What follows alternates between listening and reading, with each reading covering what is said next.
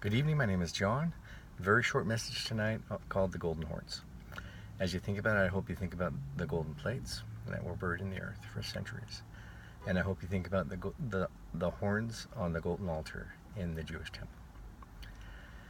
In the 400s AD, in the early 400s, a king of Denmark was in possession of at least two golden horns.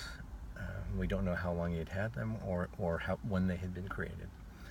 And they were buried in the earth. And this was about the time of the downfall of the Nephite civilization. So they were buried about the same time as the golden plates. They were uncovered in the 1600s and 1700s by accident, by two common people at two different times in places very close to each other. They vanished in 1802, were said to be taken by a goldsmith and melted down for their supposed value. And it awakened an entire nation, in fact the surrounding region, to the tragedy of what had been lost, and a reminder and a hunger for a better glimpse of their past as a people. And a poet wrote about the event and helped stir them up a bit more to realize that by earnestly seeking heaven for a glimpse of their past, they could receive it, with a reminder to focus on the things that really mattered and not be distracted by the things that glitter. So these things that disappeared in 1802, that was the year Hyrum Smith, Joseph's older brother, was born. Joseph was born 3 years later. And as the Smiths matured, and then we know what happened with the golden plates and the organization of the church. And the restoration of temple worship. It just so happens that these golden horns were associated with this king of Denmark in 415 AD.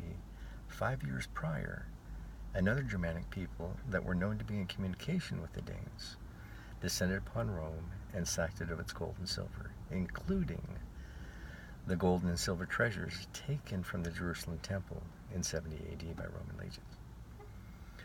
So the Germanic people had these treasures, and 5 years later, a Danish king is known to be in possession of two golden horns. Question then being, is there any relation between the two? Is this either or those horns from the temple or replicas of the golden horns in the temple? Which then brings us to the message of the horns. In the Old Testament, if one were to seize upon the horns in the sanctuary, one could plead to have one's life spared. And that is the message of both the ancient and the restored gospel, that through the Savior, we can have our lives spared, temporally and spiritually. May that be our heritage.